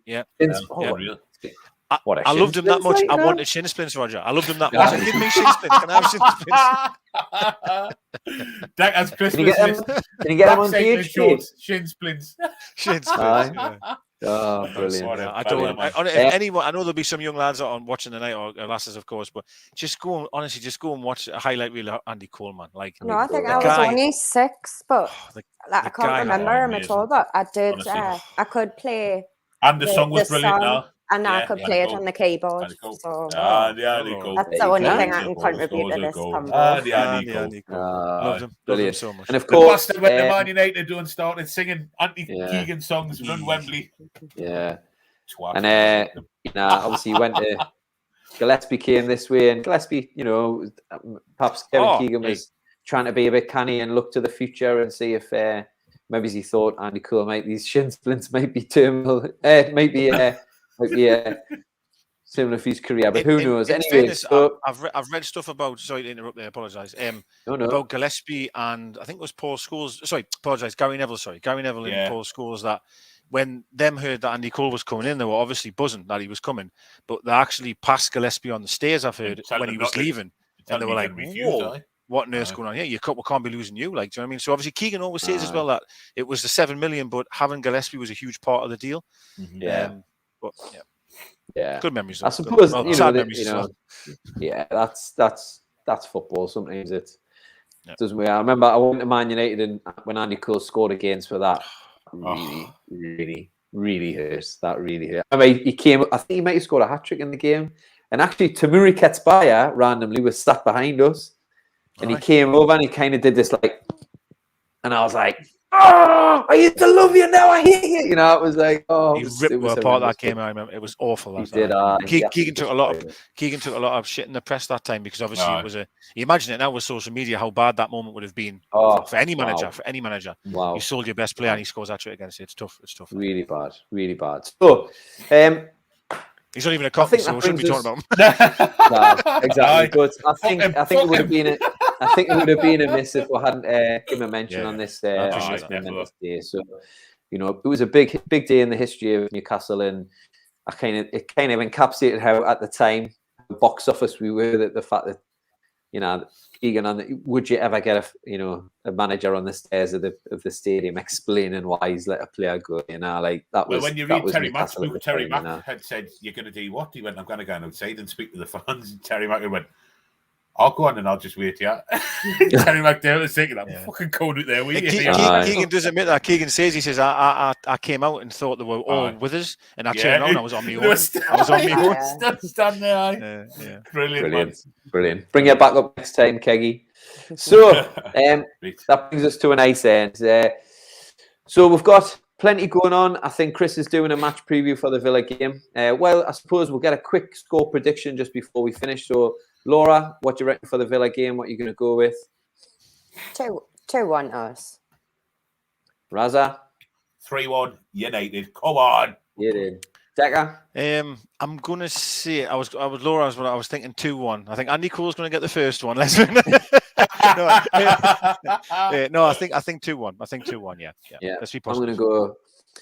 I'm going to go 2-0 clean sheet. Yeah. I'm going to go take all them, with a caveat of if Trippier's playing, but we'll see. So thank you to all those people who've commented. I've had some really positive feedback on the comments there. I'm really sorry if I didn't get to your comments, but thank you so much for getting involved, and those people on Twitter as well. It's really helps us, and it really helps keep the conversation going if we can get your input as well. Remember, on the GallowgateShots YouTube channel, I have Deka with the lads on the Always Smiling Faces. They'll be doing that on Monday, hopefully reviewing and chatting about another victory and a third game, a third win and a fifth game unbeaten, which is blows my mind. We have the United State with Shade as well, and a few other bits and bobs coming up. I think the Man Uniteds will be coming out soon. I did mine the other day, and Razza, you've done yours, and Laura, you've done yours. So they'll be appearing on the paid part of the GallowgateShots site, which you can become a member of. £2.99 for a membership. I think there's a £4.99 membership as well. But you'll get to see some extra content. You'll get some early videos as well. And there's access to the epic Telegram group, which is about 25 million people in it. And if you're anything like Deka, you'll get on it and you'll see you've got 10,000 messages waiting for you. Yeah, I need to get better on that, don't I? Yeah, I'm so sorry, honestly. You'll also get some probably drunken messages from me. Don't worry, they're not like them type of drunken messages. It's generally me walking across a bridge, tarting a load of absolute codswallop. But there we go. So, thanks again. Thank you, Laura, as ever. Thank you, Razza, and special thank you, Deka, for joining us this evening. I really appreciate it. I really enjoyed it. We had a good time with you all. So, join us next time. Make sure you keep an eye out for the lads on Monday night. But join us next time for a bit of extra time where we'll be doing another Hall of Fame.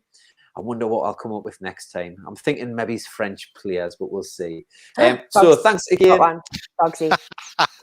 Straight in. And we'll just finish with that last picture of the day that Laura met Princess Diana. And then the day that Have you still got the Ferdinand autograph? scored, Have you still got the autograph, who is, Laura? Have you Yeah, still who got is yeah. this Definitely, weird yeah. man with me?